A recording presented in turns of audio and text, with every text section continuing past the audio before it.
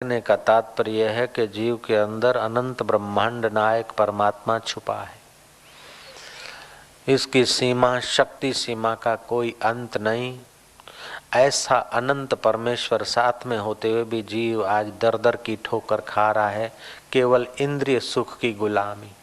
भगवान बोलते हैं, संयमे इंद्रिय ग्रामम सर्वत्र संबुद्धया। इंद्रिय ग्राम को समनियत करें, इंद्रिय समुदाय को सम्यक प्रकार से नियमित करके विकारों से थोड़ा अपने को बचाए।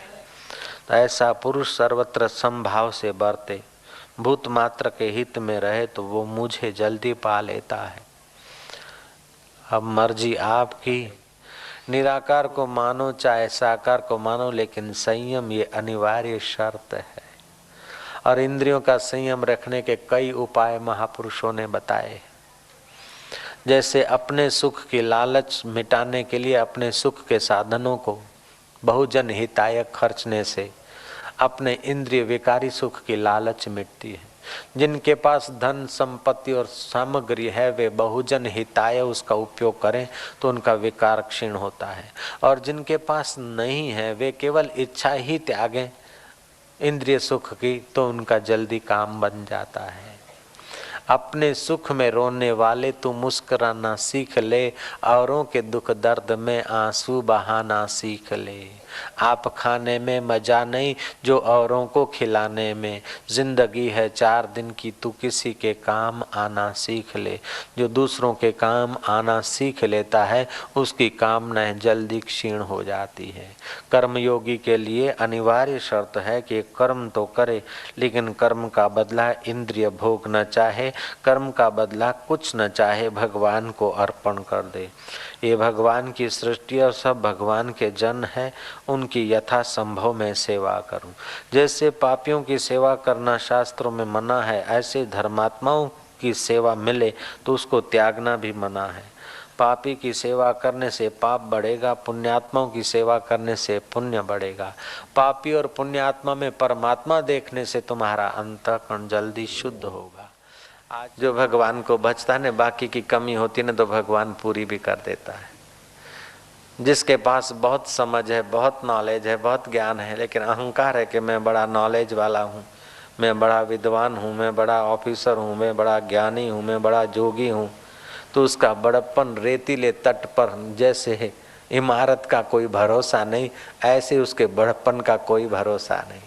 और कोई बड़ा है नहीं बाहर से, लेकिन सच्चे हृदय से भगवान के शरण है और इंद्रिय संयम है तो कितना भी छोटा हो, लेकिन वो बड़े से बड़े लोग जो चीज़ नहीं पाते वो ऐसा आदमी पा लेता है, उसमें कोई शक नहीं।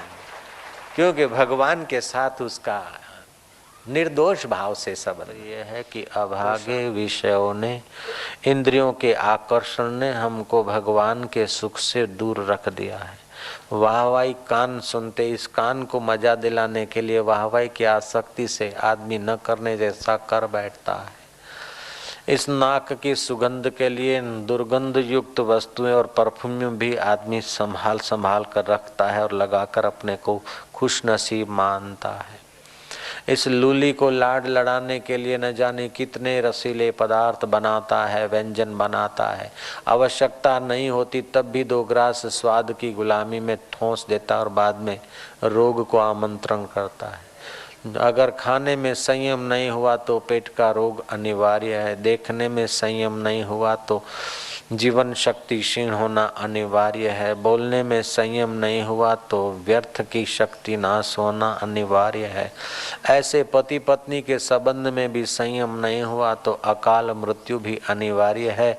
भगवान बोलते हैं कि संयमे इंद्रिय ग्रामम सर्वत्र संबुद्धय, इंद्रिय समुदाय को सम्यक प्रकार से नियम में रखना चाहिए। शादी कर लिया उसका मतलब ये नहीं कि विकारी सुख में अपने को निचोड़ डाले। भोजन कर रहे हैं उसका मतलब ये नहीं कि स्वाद के गुलाम बनकर अपनी हाजमा शक्ति को बिगाड़ दें। आंखें मिली है उसका मतलब ये नहीं कि व्यर्थ का बार बार विकारी नज़र से दृश्य को देखकर अपने को खपा दें।